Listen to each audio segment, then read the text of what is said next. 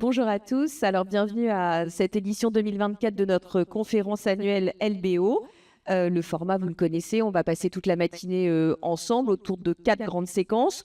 On va à la fois s'interroger, débattre autour des enjeux clés du marché. On va donc parler fundraising et puis deal making en distinguant bien toujours les dynamiques qui sont à l'œuvre entre le large, le small et le mid cap. On mettra aussi un coup de projecteur sur un autre sujet d'actu, la régulation de l'économie. On regardera le sujet à travers le prisme de la financiarisation de la santé et du contrôle des investissements étrangers.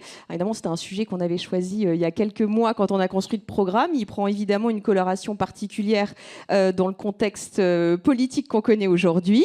Et on s'est dit que pour commencer dignement cet événement et pour se remettre un petit peu les chiffres dans la tête, avoir bien le cadre de la dynamique du buy-out en France. On a le plaisir d'accueillir aujourd'hui Julien Krantz. Vous êtes directeur de la recherche au sein d'Invest Europe, donc cette association qui fédère et collecte l'ensemble des données des associations domestiques et nationales de private equity. Alors évidemment, on va mettre ce coup de projecteur sur la France et sur le buy-out. On vous dit toujours qu'on est très fiers en France de dire qu'on est le premier marché du private equity en Europe continentale. On va regarder avec vous comment est-ce qu'on arrive à cette position et comment est-ce qu'on peut peut-être encore plus la consolider dans les mois à venir. Et je vous propose peut-être qu'on commence avec un petit focus sur les fundraising, parce que c'est probablement le plus gros caillou dans la chaussure qu'ont aujourd'hui les fonds de LBO qui sont dans la salle. Allons-y. Merci beaucoup. Alors, déjà, je suis ravi d'être parmi vous pour cette matinée. J'ai le plaisir ce matin de vous montrer quelques données que nous collectons au sein d'Invest Europe, mais en fait avec l'aide, bien sûr, de toutes les associations nationales européennes. Et vous verrez que la France occupe une place sur le podium de l'industrie européenne du capital d'investissement. Et vous notez la subtile référence aux Jeux Olympiques. Je ne sais pas si la scène ressemblera à ça le jour de la cérémonie dans un peu plus d'un mois, mais je sais que vous verrez qu'avec les données qui vont suivre, la France obtient bien une place, une médaille d'or, voire une médaille d'argent. Par sa place en Europe et dans l'Union européenne. C'est le premier marché d'Europe continentale et le second en Europe. Chaque année, nous publions de nombreux rapports à Invest Europe avec des informations sur les performances, sur l'emploi, sur des enquêtes d'opinion et enfin sur l'activité. On va se concentrer aujourd'hui sur les données d'activité. Comme vous pouvez le voir sur les slides, en termes de levée de fonds, tout d'abord, depuis plusieurs années, l'environnement économique français et un effort de promotion de l'industrie qui a un climat favorable aux levées de fonds. Vous pouvez le voir sur le graphique, en excluant le venture, les montants totaux de collecte pour les fonds en France tournent autour de 22 milliards d'euros depuis 2021, alors qu'ils oscillaient plutôt autour de 10 milliards il y a quelques années, autour de 5 il y a un peu plus de 10 ans. Donc le marché français s'est montré plutôt résilient et plus résilient en 2023 que l'ensemble du marché européen, avec près de 21 milliards d'euros levés, accusant seulement une légère baisse quand le marché européen a dévissé de près d'un tiers par rapport à 2022. Donc finalement, ce chiffre de 21 milliards que vous nous montrez, l'atterrissage, il est moins pire, entre guillemets, si je puis dire, que ce qu'on avait anticipé. Après un premier semestre qui avait été quand même assez mou, on va dire, le deuxième semestre s'est bien repris avec des grosses levées large cap qui font que finalement, à la fin de la journée, ce chiffre de 21 milliards, il affiche une bonne tenue quand même. Exactement. Il est intéressant de noter que les fonds buyout n'ont jamais autant levé d'argent qu'en 2023, avec plus de 14 milliards d'euros de levée sur l'année. En tout, c'est 100 milliards d'euros qui sont levés depuis 5 ans en France. Et si on compare ces montants par rapport aux levées en Europe, on voit bien que depuis 4 ans, les levées de buyout et growth en Europe dépassent facilement les 100 milliards d'euros chaque année. Et même en se contractant de pratiquement un tiers en 2023, par rapport à 2022, il reste au-dessus de 120 milliards d'euros levés sur l'année.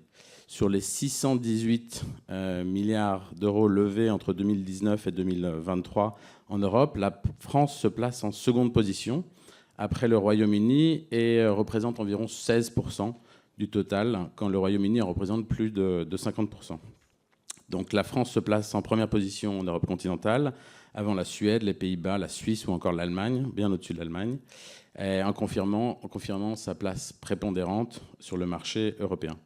Ces chiffres montrent que les investisseurs ont une grande confiance dans la capacité des fonds de buy-out français et de growth français aussi à délivrer des performances au-dessus de certaines classes d'actifs. Bien. Alors, merci beaucoup, Julien, pour ce panorama. Et merci infiniment d'avoir reposé ce cadre-là, d'avoir vraiment bien retravaillé toutes les données sur mesure pour les partager et les commenter avec nous aujourd'hui. Merci infiniment, Julien Krantz, d'avoir été avec nous. Merci beaucoup.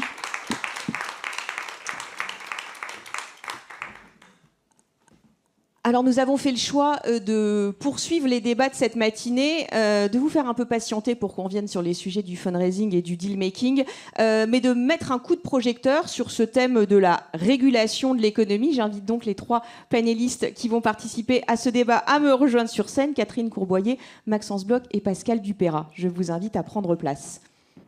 Alors, de quoi allons-nous parler dans ce grand vocable « régulation de l'économie » En fait, la question qu'on va se poser, à laquelle on va essayer de répondre, c'est de savoir en quoi cette régulation de l'économie, elle peut faire peser un risque sur le déploiement des capitaux privés, et en particulier, quel impact ça peut avoir sur les deals LBO. On va donc regarder ce sujet à travers 2 prismes différents.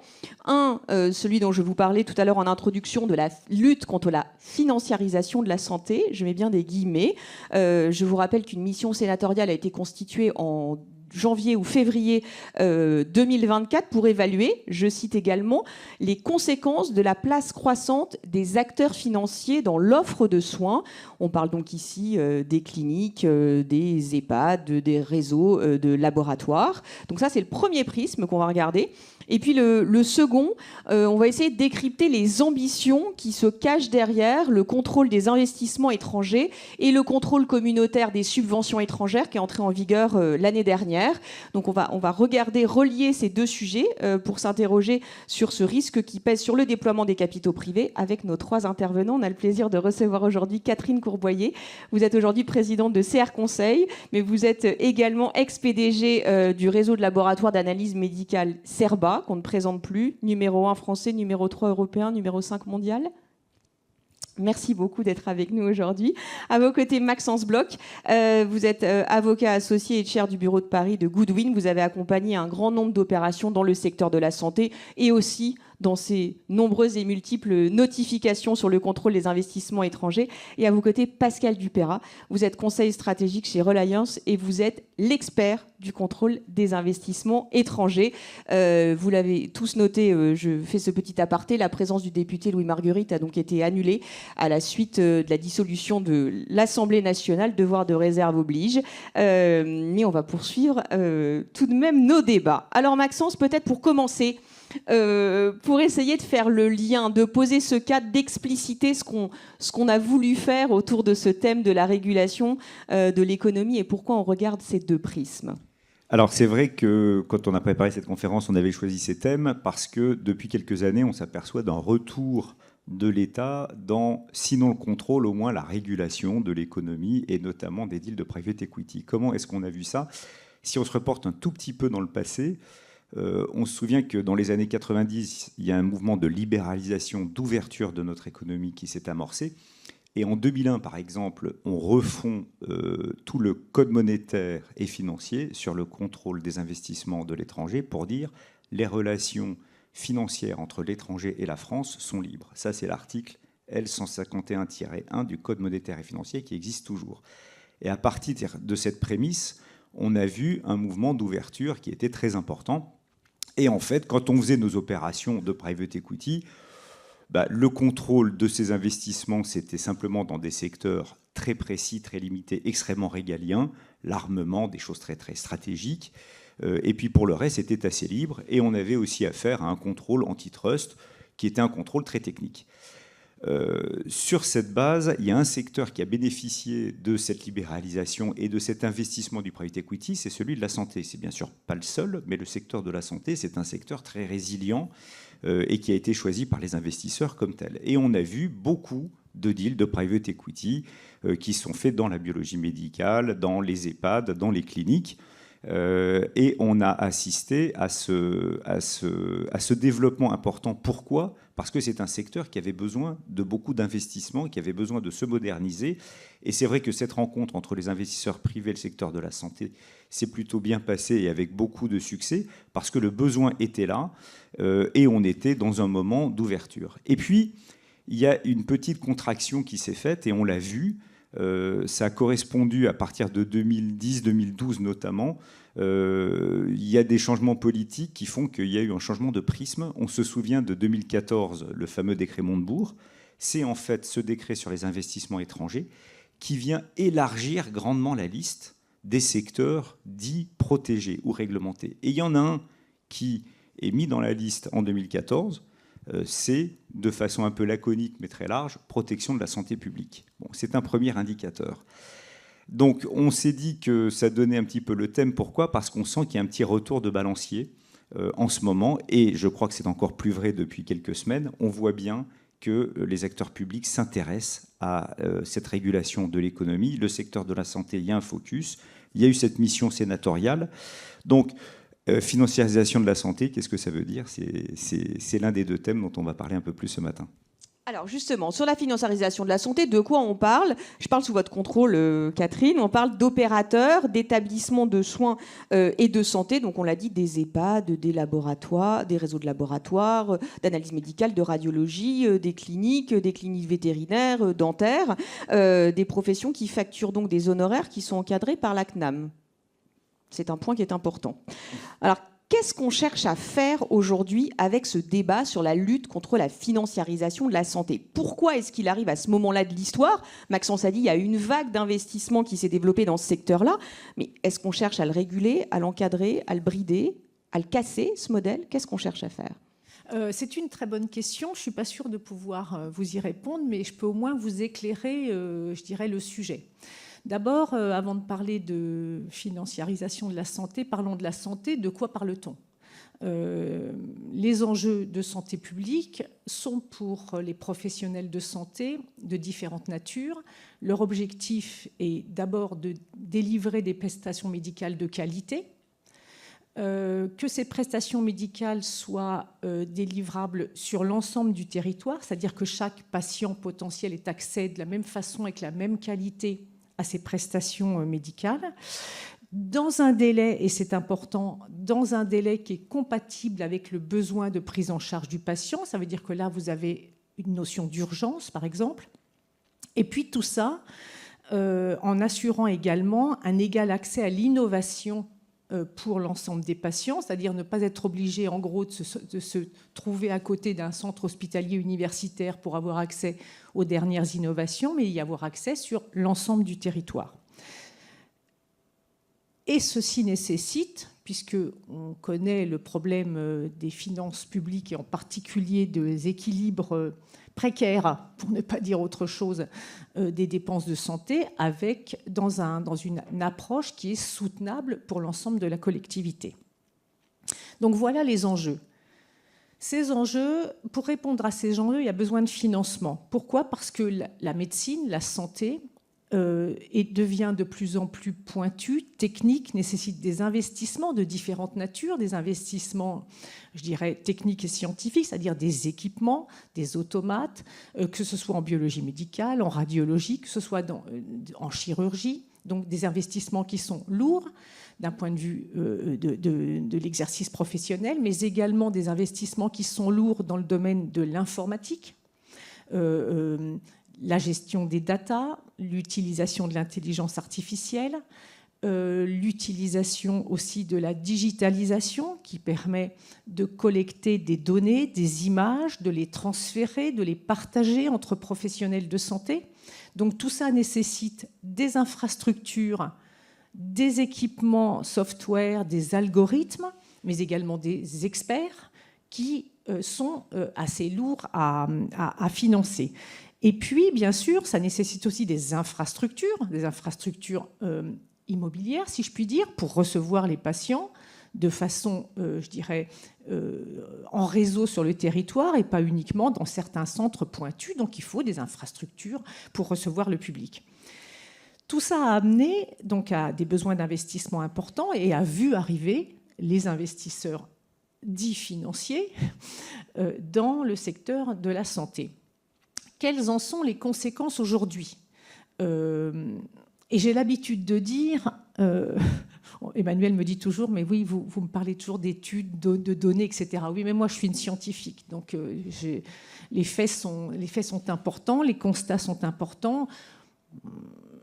Voilà. Donc, et aujourd'hui, qu'est-ce qu'on constate ? C'est qu'il n'y a aucune étude, aucun travail qui démontre que la présence d'investisseurs financiers aux côtés des professionnels de santé nuit aux enjeux de santé publique. C'est même le contraire. Et j'en veux pour preuve la biologie médicale, puisque c'est un secteur dans lequel j'ai travaillé pendant 40 ans. Aujourd'hui, la biologie médicale a été amenée, d'ailleurs, par l'État, dans le cadre de la réforme de la profession qui a été opérée en 2010, qui a amené les professionnels de santé à se consolider, à mettre à disposition des patients une offre de qualité prouvée. Nous sommes le seul pays en Europe avec une qualité obligatoire, avec une norme ISO. Tout en maintenant la proximité d'accès, il n'y a jamais eu autant de laboratoires sur le territoire français dans lequel les patients peuvent rentrer pour se faire prendre en charge. L'innovation n'a jamais été autant déployée sur le territoire, et la preuve en est, c'est que s'il n'y avait pas eu tous ces équipements qui permettaient le séquençage et la qualification pendant le Covid, jamais la France, on aurait été la risée de l'Europe, jamais la France n'aurait été capable de répondre à la politique de testing qui avait été décidée par le ministère. Donc, et tout ça, y compris en adressant le sujet de la soutenabilité financière du système, puisque la biologie médicale est une spécialité médicale qui a permis, depuis 15 ans, des économies de plus d'1 milliard par an sur un budget à 4 milliards, et donc qui a absorbé en 15 ans toutes les évolutions de la demande, qui est de l'ordre de 3-4% par an, en maîtrisant son budget et en le baissant. Donc on voit bien que malgré le débat qui tendrait à prouver que la présence d'investisseurs financiers dans le secteur de la santé a pour objectif en fait de réduire les prestations pour gagner le plus d'argent possible, la réalité, c'est que ça n'a pas été le cas, en tout cas en biologie médicale, et qu'il n'y a aucune étude qui démontre cette chose pour le reste du monde de la santé. Alors justement, Maxence, pour rebondir sur ce que vient de dire Catherine, cette réglementation française, on comprend qu'elle préserve cette indépendance, qu'elle préserve un certain nombre de pratiques. Donc il y a des garde-fous quand même. Est-ce que vous pouvez nous rappeler un peu les garde-fous qui empêcheraient ces dérives dont on voudrait se prémunir avec cette mission sénatoriale ? Alors, cette réglementation française, c'est une certaine conception de l'indépendance qui est quand même assez datée. Toute la législation sur les professions de santé, comme d'ailleurs sur beaucoup de professions libérales, elle date notamment des années 70. Et c'est notamment des textes de 1975 sur les professions de santé qui commencent à poser les principes de il faut que le professionnel en exercice soit propriétaire de son fonds. À l'époque, on parle de fonds libéral. Et qu'en 1991, on fait la loi sur les sociétés d'exercice libéral pour justement permettre aux professionnels d'exercer en société, la grande limite qui va être mise, c'est la détention de la majorité du capital et des droits de vote, et parfois même des 3/4, doit revenir aux professionnels en exercice. Et on se dit, pour que le professionnel soit indépendant, il faut qu'il soit propriétaire. Et en fait, rien n'est plus faux. Parce qu'en l'obligeant à être propriétaire de sa société d'exercice libérale, on le contraint en termes financiers. Il n'a pas accès à des sources de financement qui sont des sources de financement beaucoup moins invasives qu'un banquier, par exemple. Donc il est obligé de se financer par dette, ce qui est très lourd et très contraignant. Et donc tout le mouvement du private equity a été d'inventer, j'ai envie de dire, les outils qui ont permis de dissocier d'un côté le capital et les droits de vote, de l'autre côté l'investissement financier et son rendement, mais en mode participatif. Et c'est dans cette association qu'on a pu créer des modèles dans l'ensemble très vertueux. C'est ce modèle qui est pas mal questionné en ce moment. On le voit dans le cadre de la mission sénatoriale. On vient dire « Ah, mais oui, mais ça y est, les fonds ont pris le pouvoir parce qu'en fait, ils ont mis l'argent, parce qu'en fait, ils ont tous les profits. Et donc, ils vont contraindre le professionnel dans l'exercice de son art. » Mais l'exercice de son art, c'est pas ça. Le professionnel, il a besoin d'être capable de choisir, de faire, avant tout, ses choix scientifiques et ses choix médicaux. Moi, en 25 ans de carrière dans ce domaine-là, je n'ai jamais vu d'investisseur qui plongeait dans la vie d'un labo pour dire tu dois prendre tel réactif plutôt que tel autre, tu dois favoriser telles analyses plutôt que telles autres, surtout que ce monde-là est extrêmement réglementé. C'est remboursé par la CNAM, il y a des tas d'obligations sur les médecins ou les biologistes, il y a des tas de contraintes. Donc en fait, l'exercice de l'art, l'exercice scientifique, il est protégé d'une certaine façon. Et à mon avis, l'expérience le prouve, il n'a pas grand-chose à voir avec le capital, mais on revient là-dessus. Pourquoi ? Parce qu'on sent des politiques et des acteurs publics qui sont crispés et qui regardent les instruments du passé plutôt que de réfléchir à des logiques d'avenir et de partenariat. Alors Pascal, j'ai envie que vous réagissiez sur tout ce qui vient d'être dit. Il doit y avoir plein de mots-clés qui ont résonné chez vous, les notions de contrôle, les notions d'indépendance. Quel commentaire ça vous inspire, les propos qui ont été diffusés là, avec votre œil d'expert du contrôle des investissements étrangers? La première chose qui me vient à l'esprit, c'est que lorsqu'on parle du secteur de la santé, alors qu'on parle d'argent public, qu'on parle de réglementation, qu'on parle de mission sénatoriale, la première idée qu'il faut retenir, c'est l'État est autour de la table. Et donc, il est un partenaire constant de votre secteur, et, enfin, de ce secteur et de la manière dont vous conduisez vos affaires.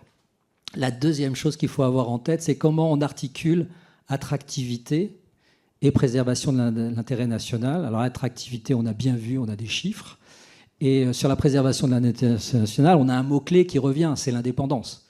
En fait, comment on garantit, pour le secteur, l'indépendance de son labo, de son entreprise, et pour un État, comment on garantit l'indépendance de sa nation. Et donc, quand on en vient à la question du contrôle des investissements étrangers, on retrouve ces deux notions. C'est-à-dire que vous avez l'État qui est autour de la table, c'est-à-dire qu'il est un partenaire essentiel de votre activité, et puis il va mesurer comment préserver l'intérêt national. Alors, on a parlé d'investissement privé. Le contrôle des investissements étrangers, bien évidemment, il intervient quand vous allez chercher un investisseur privé étranger. Alors, la première idée que j'aimerais vous donner, c'est que dans la tête, enfin pas dans la tête, dans la loi et la façon dont on apprécie cet investisseur étranger, est étranger tout ce qui n'est pas français. Je fais très simple, je caricature, est étranger tout ce qui n'est pas français.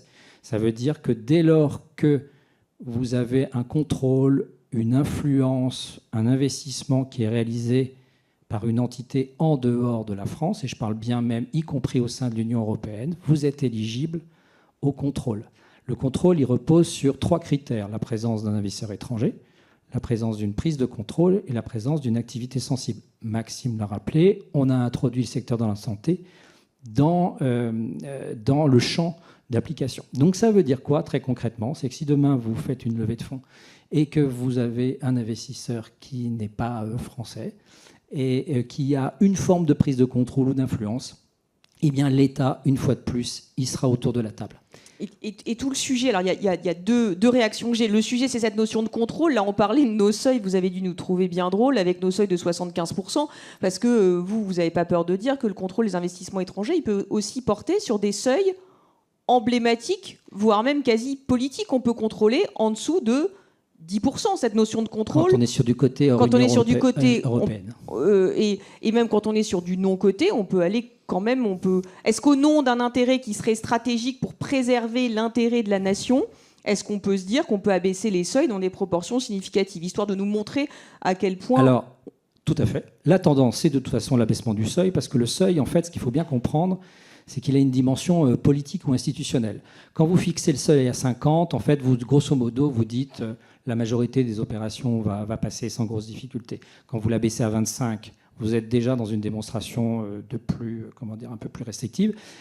Ces 3 dernières années, après la crise Covid, le seuil pour le réglementaire hors Union européenne, a été abaissé à 10%. Il faut bien comprendre que ce sont aussi des seuils politiques et des seuils d'affichage, parce qu'en fait, ce que les pouvoirs publics renvoient à leur opinion publique, comme à certains investisseurs, c'est qu'en fait, le filet s'agrandit et la maille se rétrécit.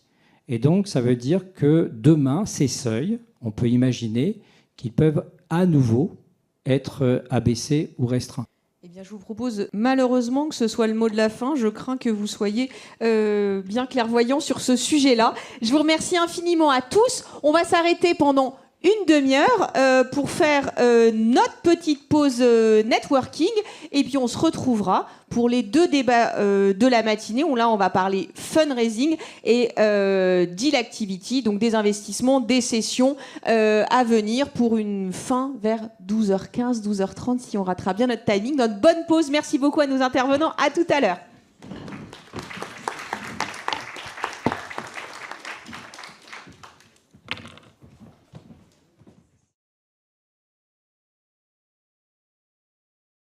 Alors, nous voici de retour pour cette deuxième partie de matinée de débat. On va mettre dans la table ronde qui vient le focus sur le fundraising et les solutions de liquidité qui foisonnent, je dirais, à coup de créativité et de sophistication. Cette boîte à outils des solutions de liquidité, elle n'a jamais été aussi étoffée. On va s'interroger sur les raisons qui président à ce développement, sur la manière dont vous pouvez vous saisir de ces outils pour créer de la liquidité, avec nos 4 intervenants. Je vais commencer de ce côté-ci de la scène. Sarah Michel, vous êtes avocate associée au sein du cabinet Goodwin. À vos côtés, Pauline Vetter, vous êtes partner private equity chez LGT. À côté de vous, Alexis Dupont, vous êtes directeur général de France Invest. Et à l'autre bout de la scène, Mathieu Dréan, vous êtes managing director au sein du Private Funds Group de Houlihan Lokey, ex-Triago, mariage récent entre vos 2 maisons. Alors peut-être, Sarah, on va commencer par le fundraising, comprendre un peu quelles sont les forces qui drivent ou drive peu ce marché aujourd'hui, mais je vous demanderai peut-être un petit peu un contexte, le contexte dans lequel s'inscrit aujourd'hui le fundraising. Pourquoi est-il encore si poussif et si compliqué ? Donc effectivement, on reste dans un environnement un peu compliqué, qui est dû à plusieurs choses. Tout d'abord, évidemment, d'un point de vue macroéconomique, on est toujours dans une situation où les taux d'intérêt sont élevés, l'inflation est élevée. Donc ça n'aide pas les deals. Par ailleurs, on a une situation géopolitique qui est de plus en plus compliquée. Donc maintenant, ça fait plus de 2 ans que la guerre en Ukraine a commencé, mais également depuis octobre 2023, on a la guerre au Proche-Orient. Donc tout ça a un impact sur le contexte global, sur le contexte géopolitique global. En plus, cette année, c'est une année d'élection aux États-Unis. Donc on sait que ça apporte toujours un peu de, disons, une forme d'attentisme et de voir un peu ce qui va se passer, etc. Donc ça apporte une forme d'instabilité. Plus récemment, en France, donc suite à la dissolution de l'Assemblée nationale, on va avoir aussi de nouvelles élections, donc bien trop tôt pour savoir encore exactement ce qui va se passer, mais tout ça aura des répercussions sur les fundraising. Et donc, on va dire qu'au global, on a un environnement économique, géopolitique, qui est un petit peu instable. C'est le moins qu'on puisse dire. Et donc, pour nos LP qui aiment la stabilité, c'est pas idéal. En parallèle, les sorties, comme je le disais, sont toujours compliquées. Donc, on a peu de distribution. Et donc, pour que les LP puissent réinvestir dans les fonds qui se lèvent, c'est compliqué. Il y a un décalage entre les distributions et les capitaux qui doivent être investis, d'autant plus que, on le voit, les fonds qui se lèvent sont de plus en plus gros. Donc, ce décalage-là crée des soucis de liquidité. Et je dirais que le maître mot de cette année, mais déjà depuis quelques temps, c'est comment générer de la liquidité pour les LP. Et c'est là que toutes les solutions de liquidité dont on parlera un peu plus tard au cours de ce panel entrent en jeu et sont fondamentales et sont un élément clé aujourd'hui du marché.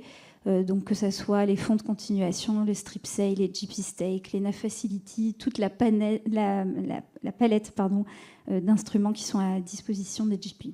Merci beaucoup, Sarah. Alors, on voit bien, enfin, c'est un peu ce cercle vicieux que vous nous décriviez de pas de cession, pas de distribution, difficulté à remettre de l'argent dans la machine, d'où ces solutions de liquidité. Alors, on va peut-être s'arrêter un instant avec vous, Alexis, peut-être pour se remettre aussi bien en tête les chiffres des fundraising 2023. On a eu un petit aperçu ce matin comparatif avec Julien Krantz, mais la conclusion qu'on peut tirer, c'est que finalement, 2023 a été moins pire que ce qu'on nous avait prédit, avec un rebond soutenu au second semestre, plutôt des levées de taille importante qui ont du coup remonté les chiffres statistiques, mais aussi je crois qu'en nombre on en parle moins, mais en volume, en nombre de véhicules levés, buy-out, c'est aussi un record sur le marché français l'année dernière, et ça on l'a peut-être un peu passé sous silence. Oui, merci Emmanuel, bonjour à tous. Effectivement, l'année 2023, finalement, dont on a tiré le bilan au mois de mars, donc avec quelques mois de décalage, dessine finalement un bilan plutôt pas catastrophique de l'année 2023. En tout cas, par rapport à ce qu'on commençait à projeter dans le courant de l'année 2023, en regardant un premier semestre objectivement assez gloomy, mais je vais revenir de façon un peu trompeuse. On s'attendait à une année finalement beaucoup plus problématique en termes de fundraising que ce qu'on a vu. Donc au final, 12,5 milliards levés avec prévision d'affectation vers le secteur du capital transmission, 94 véhicules, donc ce qui est un niveau relativement haut, même s'il faut relativiser parce que là-dedans il y a des closings de fundraising qui ont été lancés antérieurement, donc voilà, il faut peut-être nuancer un petit peu ce point-là, mais malgré tout c'est quand même des closings qui se sont faits. En parallèle de ça, pas mal d'activités d'investissement, parce qu'on a investi presque 13 milliards en parallèle, donc l'activité est restée soutenue et presque un peu plus même que les levées. Tout ça dans un contexte d'incertitude macroéconomique très très fort sur lequel Sarah a donné des éléments, donc je ne vais pas y revenir, mais qui a quand même beaucoup compliqué les choses. Et effectivement, on a eu la satisfaction de voir au deuxième semestre une remontée assez forte des fundraising plutôt sur le large cap, qui avait été plutôt défavorablement affecté au premier semestre. Et qui a tiré à la hausse le montant des fundraising. Juste pour donner une idée, c'était sur les 12,5 milliards, il y a eu 4 milliards levés au premier semestre et le reste au deuxième semestre. Donc ça, voilà. Sachant qu'en nombre de véhicules, c'était à peu près moitié-moitié. Donc on voit qu'il y a vraiment eu des effets de reprise au deuxième semestre plus importants là-dessus. Et donc, qu'est-ce que ça dessine comme paysage ? Un écosystème où finalement les petits fonds ont continué à vivre bon an, mal an au premier semestre dans un écosystème peut-être un peu plus fermé et plus français, et un écosystème plus internationalisé de très grands fonds, de grandes marques qui s'est un peu plus rouvert au deuxième semestre, pourvu que ça dure, on verra ce qu'il adviendra en 2024, mais voilà, un régime un peu à deux vitesses. Le seul point commun entre les deux, c'est que la durée des fundraising en moyenne s'est beaucoup étendue, parce que je crois qu'on a 7 mois de plus en moyenne sur un fundraising. Ouais, entre les deux périodes, donc c'est quand même assez significatif. Merci beaucoup Alexis. Alors pour vous Mathieu, c'est quoi les marqueurs de ce marché du fundraising aujourd'hui, ceux qui sont les plus signifiants pour vous ? Ouais, je ne sais pas si on a beaucoup d'investisseurs dans la pièce, mais sinon de manière très terre à terre, même au-delà des considérations macro qu'évoquait Sarah, le quotidien de la vie d'un portefeuille pour l'investisseur, il serait très évident, parce que Sarah il faisait allusion. Effectivement, de manière basique, dans les cash flows de la vie du portefeuille se sont asséchés fortement. À un moment où on sort, de manière très pragmatique, sur une palette de 6-7 ans, les tailles des fonds elles-mêmes ont beaucoup augmenté.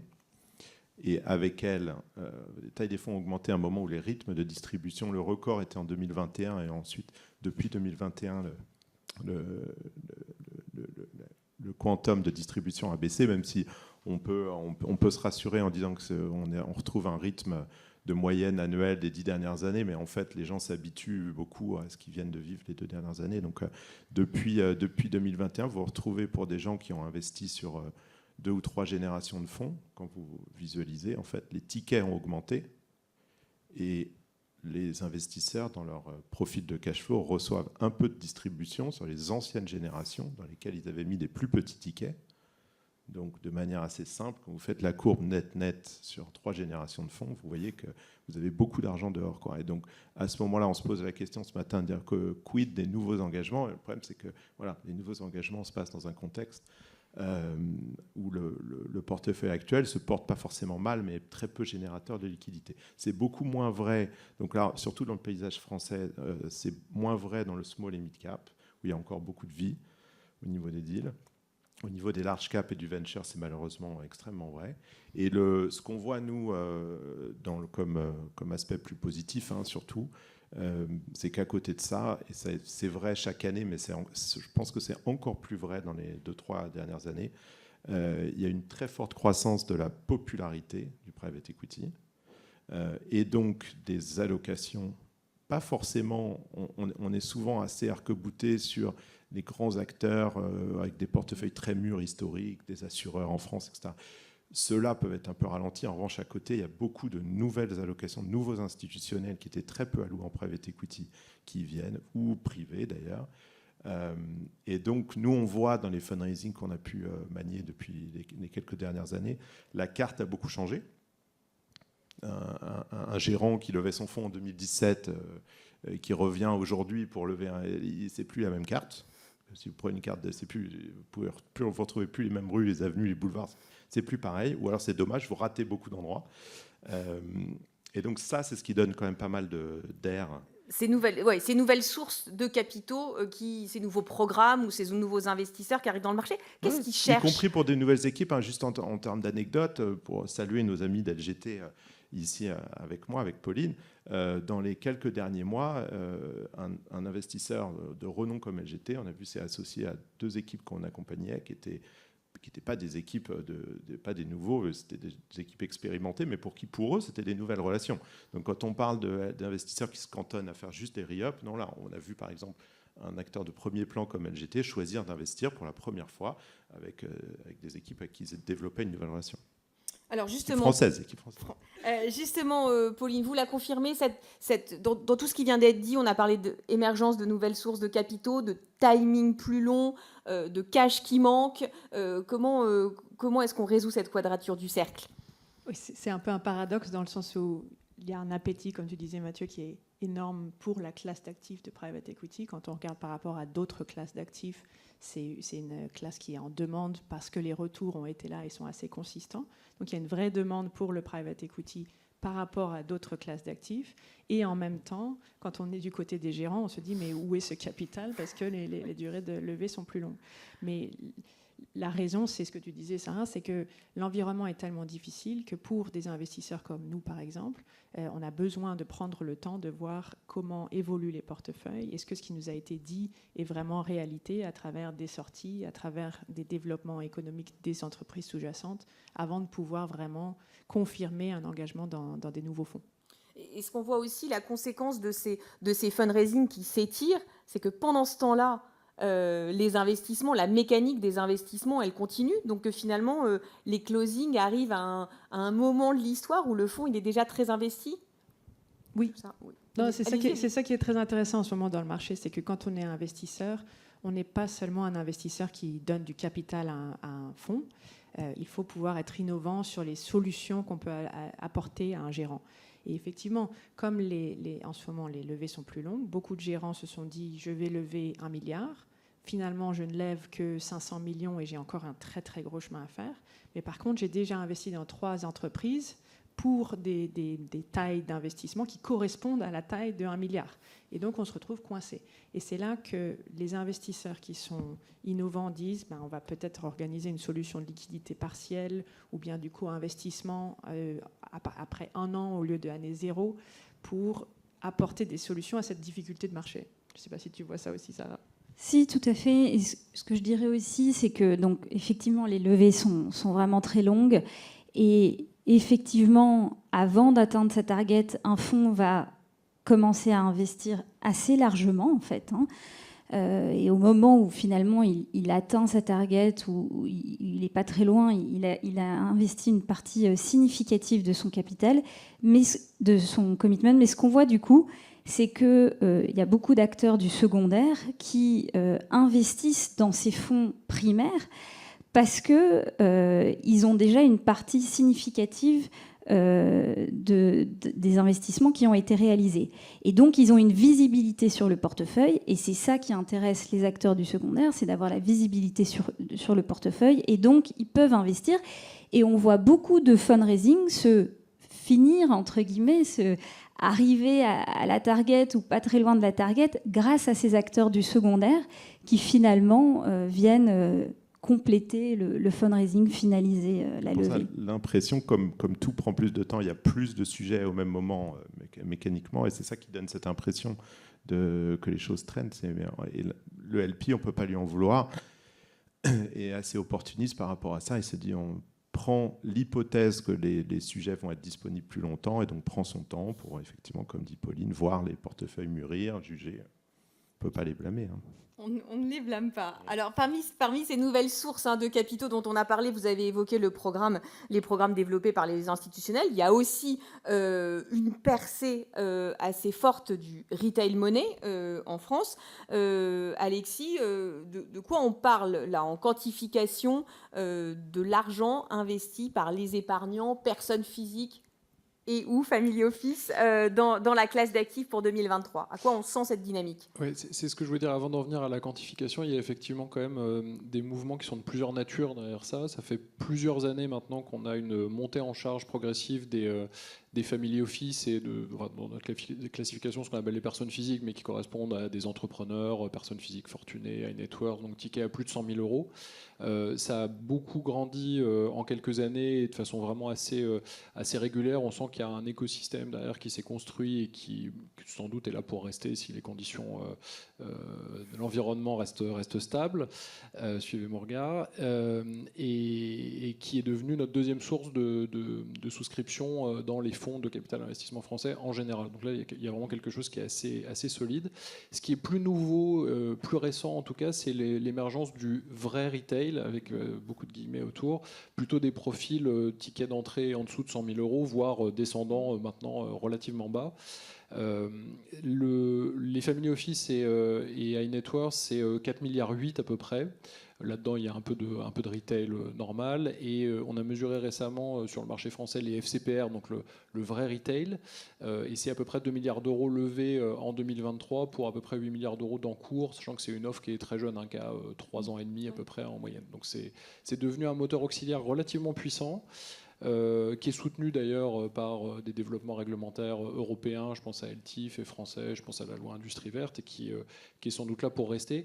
Pourquoi ? Parce qu'on a un effet de rattrapage assez fort par rapport à ce qui se passe dans d'autres pays, je pense notamment aux États-Unis, où la part du retail money est beaucoup plus importante dans les levées de fonds, un peu moins intermédiaires aussi, et c'est un rattrapage que nous on appelle de nos voeux, qui est important et qui est utile. Très bien, on va leur demander maintenant quand est-ce que la machine à deal va se dégripper, se relancer ou continuer à tourner. Merci infiniment à vous d'avoir partagé vos témoignages. J'appelle Julia Perroni, Nicolas Darnaud, Vincent Catherine et François Donto à me rejoindre sur scène pour ce dernier panel de la matinée. Je vous propose que nous mettions les représentants de sociétés de gestion au centre. Et puis Julia, vous pouvez venir là et François au bout. Alors, voyez, bonjour à tous, merci beaucoup d'être avec nous aujourd'hui. Panel très attendu sur cette mécanique transactionnelle qu'on va essayer de décrypter. Bien sûr, on va regarder les tendances écoulées en matière d'investissement et de cession sur les mois écoulés. On va essayer de se projeter dans l'avenir avec toutes les précautions d'usage. On a déjà pris ceinture, bretelles, parachute ce matin dans nos propos. On va bien essayer de distinguer, surtout tout au fil de notre conversation, les tendances qui se dessinent dans le large cap, dans le mid cap et dans le small pour être le plus précis possible. On aura aussi des petits focus sectoriels qu'on va essayer de pimenter au cours de notre conversation. Et donc, on est très heureux de recevoir aujourd'hui, côté représentant de société de gestion, Nicolas Darnaud. Vous êtes co-responsable Buyout France, Managing Director chez Ardian. À vos côtés, Vincent Catherine, vous êtes Managing Partner et fondateur de Siena Private Equity. Et puis, vos témoignages, nous aurons le plaisir de les entendre à la lueur des retours d'expérience de Julia Perroni. Vous êtes Managing Partner chez Houlihan Lokey. Et François Donto, vous êtes Sales Manager chez Intralinks. Alors, Julia, c'est à vous. que revient la tâche de nous faire un peu cette photo du marché à l'instant T. On a beaucoup parlé de ce qui s'était passé sur 2023 avec ces plus de 13 milliards investis en buy-out, tout ça. On a parlé de ces records historiques. Aujourd'hui, il en est où le marché? Comment il a évolué? C'est quoi sa trajectoire depuis janvier à peu près? Je pense que pour analyser le marché aujourd'hui, il faut qu'on prenne un petit peu de recul et qu'on regarde la segmentation. Donc c'est vrai qu'on parlait de 565 entreprises accompagnées en LBO en 2023. Je pense que dans ce nombre-là, il faut segmenter. On a parlé small cap, en dessous de 10 millions d'EBITDA, mid cap jusqu'à 70 et large cap, on dira à partir de 70. Donc les deals qui se financent sur les marchés financiers en leverage finance. Et effectivement, la dynamique, on a parlé du rebond post-Covid, et puis il y a eu cette espèce de coup d'arrêt côté large cap en 2022 avec la guerre en Ukraine où les marchés se sont asséchés. Et effectivement, pas ou peu de transactions. En 2023, je pense que le nombre de large cap deals se compte probablement sur les doigts d'une main, et peut-être un ou deux en plus, parce que le financement n'était pas disponible sur les marchés, même si il y a eu quelques unitrancheurs qui sont venus supporter les quelques deals large cap. Ça n'a pas été le cas sur les deals de mid ou small cap, où là, le volume s'est maintenu. Et je pense qu'effectivement, quand on regarde les chiffres évoqués, c'est essentiellement sur ces segments-là qu'on a vu le plus d'activité, et avec effectivement du financement disponible, puisque les banques étaient au rendez-vous et les fonds de dette étaient également au rendez-vous pour soutenir les transactions. Alors, un phénomène qu'on a vu across, donc sur les trois segments, ça a été évidemment le phénomène d'inflation qui a touché les sociétés à plusieurs niveaux du PNL, puisque inflation sur les coûts de matière, inflation sur les coûts d'énergie, inflation sur les coûts de personnel. Et c'est un phénomène, à la différence de la guerre qui a été un stop sur le large cap, c'est un phénomène d'usure en fait, l'inflation, et qui se matérialise au fur et à mesure et qui crée finalement dans la typologie des sociétés qu'on regarde pour du LBO, un accroissement des différences. C'est-à-dire qu'on va arriver dans un marché où on aura des champions avec de belles performances, de belles croissances, et puis d'autres qui vont souffrir plus de ce phénomène d'inflation, auquel on ajoute en plus l'augmentation évidemment des taux d'intérêt qui ont aussi rogné le cash flow des entreprises. Donc, sous cette typologie, encore une fois, des champions, des dossiers plus compliqués qui prennent plus de temps, et on en parlera un peu plus tard. Mais effectivement, à aujourd'hui, alors que le marché de la dette est reparti sur le large cap, alors que le mid cap et le small cap continuent à recevoir le financement dont ils ont besoin, on voit quand même un certain ralentissement sur certains dossiers parce que il y a une conjoncture économique qui vient impacter les sociétés. Et donc, pour parler un petit peu des process, c'est ce que je disais, on va voir des espèces de trophy assets sur lesquels on va voir des phénomènes de préemption très agressifs au prix et qui se font rapidement. Et puis on va voir des choses un peu plus lentes où on se demande si on lance pas, le niveau de valorisation qui sera attendu, et puis derrière, tout simplement la performance des entreprises tout au long du process, puisque les thématiques de current trading sont très d'actualité. Donc tout ça mis bout à bout fait que je pense qu'à aujourd'hui, les conditions de financement sont là. Les conditions de performance sont variables, et donc on voit dans le marché finalement une espèce de clivage, de bipolarisation, c'est ça, entre bifurcation, voilà, entre les beaux actifs qui performent et puis ceux qui trouvent plus de mal à se vendre parce qu'ils sont plus en difficulté. Donc tout ça se déverse dans les processus. Merci beaucoup Julia pour ce panorama. Alors Vincent, quel est l'état des lieux dans votre segment, le small mid cap? On dit toujours, on a dit depuis le début de la conférence qu'il se passe plein de trucs dans le small mid cap, que c'est résilient. Oui. Non, écoutez, le SMID au sens large, que ce soit d'ailleurs en France ou en Italie, parce qu'on est un investisseur actif en Europe continentale au sens large, a évidemment des dynamiques qui sont assez propres et qui sont probablement, on le sait, un peu moins des secteurs un peu moins financiarisés, et qui fait qu'aujourd'hui, on a un vivier d'entreprises qui, quelles que soient les vicissitudes des marchés financiers, a montré une résilience et une force de rebond qui est assez unique quand on voit un petit peu ce par quoi ils sont passés, c'est-à-dire le Covid, des coûts de financement évidemment post-inflation, des coûts de l'énergie aussi en hausse, des incertitudes géopolitiques. Et malgré ça, essentiellement parce que ce sont des sociétés qui sont fortement tournées vers l'export et depuis assez longtemps. Alors évidemment en Italie, qui a des dynamiques propres avec un marché domestique un peu plus contraint, mais également en France. En France, vous avez sur les ETI, il y avait une enquête récente du METI sur 1500 entreprises interrogées. Vous aviez plus d'une entreprise sur deux qui a plus de 50% de son chiffre d'affaires déjà à l'export. Donc en fait, il y a eu des progrès énormes qui ont été faits sur la capacité de ces champions locaux à devenir des acteurs européens et on l'espère internationaux, mais également aussi post-Covid, des efforts en termes de digitalisation, de flexibilisation de la main-d'œuvre et recours aux freelance pour être sûr qu'on soit capable d'absorber ces zones de risque. La conséquence de tout ça, c'est que finalement, fin 22, les investisseurs et les fonds estimaient que 23, ça serait une annus horribilis. La réalité, c'est que ce marché, il a plutôt mieux performé que ce que, en tout cas, les opérateurs de marché avaient anticipé sur le SMID en 23, avec des volumes de transactions, quand on regarde un nombre de transactions certes en baisse, selon les typologies de taille de deal, que ce soit du small ou du mid, c'est probablement de l'ordre de 20-25% en baisse, mais ce qui fait encore en nombre absolu de sociétés beaucoup d'activités, et notamment une activité qui s'est finalement révélée plutôt intéressante dans une dynamique d'investissement. Je rebondis sur ce que j'ai dit sur le panel précédent. On sait bien que ces périodes de sortie d'euphorie qui sont des périodes particulièrement propices à l'investisseur, parce qu'effectivement, en 23, on a quelques fonds, pour des raisons d'ailleurs qui peuvent être des raisons endogènes ou exogènes, se sont mis un peu ce qu'on appelle en risk-off. Et donc on s'est retrouvé finalement avec des dialogues dans la façon dont on pouvait interagir avec des cibles et des opportunités d'investissement, des dialogues assez bilatéraux. Ce qui évidemment dénote un petit peu d'un environnement plus encadré transactionnellement des années un peu plus euphoriques précédentes.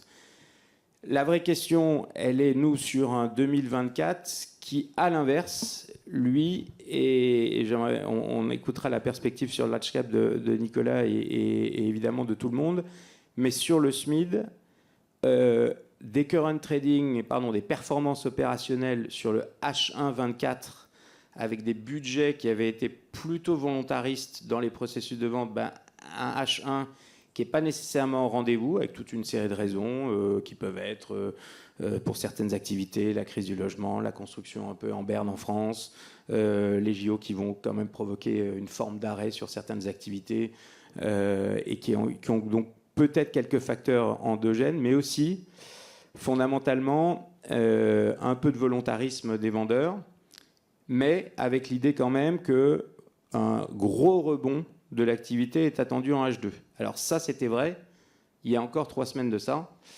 Et évidemment, la vraie question, c'est la dynamique H2 sur laquelle, évidemment, on reviendra, mais qui, évidemment, nous pose quand même pas mal de questions. Questionne. Mais en tout cas, ce qu'on dit déjà, on va passer tout de suite la parole à Nicolas, puis ensuite à François. Moi, ce que je retiens, c'est qu'en fait, H1 2023, c'était plutôt mauvais pour des raisons macro, enfin moins mauvais que prévu, mais c'était plutôt la macro. Et début 2024, c'était la macro qui faisait peur et qui avait des incidences, parce qu'on sait bien que c'est la confiance qui gère ça, qui est le vrai levier plutôt que le réel. Et que là, sur 2024, il y a un peu 2024 survendu ou current trading en difficulté, comme le disait Julia tout à l'heure. Donc on n'est quand même pas dans la même analyse. Alors passons à la loupe sur le large cap. Que nous faut-il, Nicolas Darnaud, pour qu'on relance durablement cette mécanique? Alors, d'abord, bonjour à tous. Nous, on a la chance de couvrir et du mid-cap et du large-cap. La question porte sur du large-cap, mais c'est vrai qu'on voit une bonne dynamique sur le mid-cap. On a eu 2 très belles sorties début 2024. Donc, ça corrobore le fait que quand on a des très belles sociétés qui performent bien, voilà, il y a des acheteurs.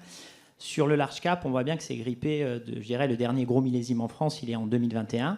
En 2022, il ne s'est pas passé grand-chose en large cap parce que c'était le début de l'inflation, de la hausse des taux d'intérêt. Aujourd'hui, la dynamique est meilleure. La dynamique est meilleure, même si ce marché a probablement un peu plus d'inertie sur le large cap, parce que dès qu'il faut mobiliser des tours de table au-delà d'1 milliard d'equity, on voit bien qu'il y a un peu moins d'oxygène et ça prend un peu plus de temps. Il faut faire des consortiums des fois.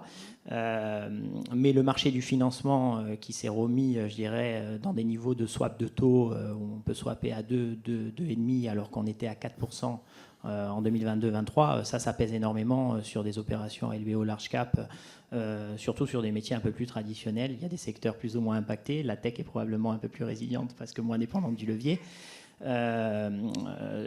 Deuxième chose, on voit bien que le réajustement entre le prix attendu par des vendeurs et ce que peut payer un acheteur, il est en train de se rééquilibrer. Tout simplement parce que les sociétés vont bien, les sociétés performent bien. On a la chance globalement d'avoir dans nos portefeuilles de très très très belles boîtes qui ont des KPI et des dynamiques de croissance très fortes.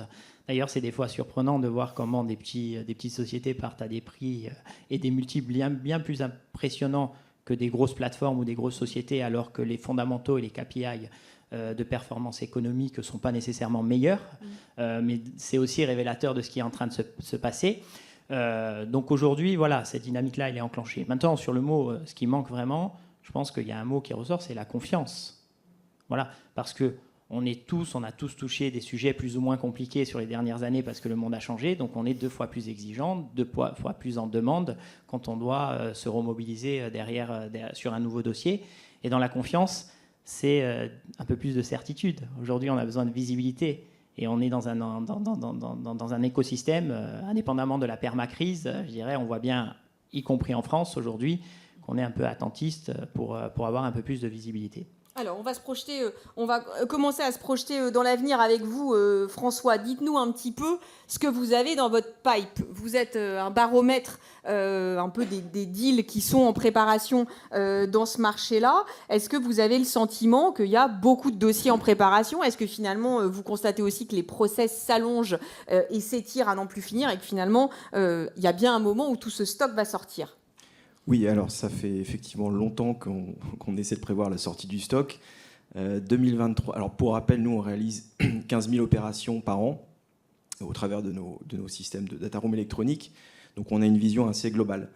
2023, comme cela a été dit précédemment, c'était le point mort, notamment sur le large cap. Très peu de deals sont sortis. Ce qu'on a observé aussi, c'est un allongement de la durée des process, entre 25 et 50% parfois. Un allongement aussi des phases de préparation. On sent que les investisseurs potentiels et les vendeurs doivent mieux préparer, mieux alimenter en termes de documentation. Pour se dire qu'ils n'échouent pas, pour se dire on n'échoue pas. On n'échoue pas, il y a la partie financière aussi à revoir. Donc 2023 a été une année difficile. On a vu des deals qui se lançaient, qui finalement ne trouvaient pas d'acheteurs, donc beaucoup de stop and go. Mais depuis quelques semaines, on observe un frémissement, notamment au niveau des fundraising. En fait, on a parlé tout à l'heure dans les sessions précédentes du volume de fundraising qui se tient bien. Mais nous, c'est au niveau du nombre de fundraising. On a observé dans les semaines précédentes un frémissement du côté du nombre d'entre eux. Et ceci laisse présager... Donc là, vous dites de data room, data room fundraising. De data room de fundraising. Pas de data room deal, de data room de fundraising. Absolument. Les data room deals se comptent encore sur les doigts d'une main, mais il y en a. Il y avait des sujets qui dataient de 2022 ou 2023 qui sont sortis en Q1 2024. Donc ça, c'est positif. Et donc ces fundraising que l'on observe actuellement sont normalement annonciateurs, au travers de notre prisme, d'une croissance du M&A et de l'activité des LBO dans 12 à 18 mois. C'est ce qu'on se dit. Ce qu'on se dit qu'en fait, que si effectivement ces fonds, ils arrivent à sortir, il va bien falloir qu'ils investissent. Puis on se donnera rendez-vous dans quelques mois pour faire le point sur l'atterrissage. Merci beaucoup à tous d'avoir été avec nous aujourd'hui. Merci de votre présence et merci d'avoir partagé votre vision. Merci bien.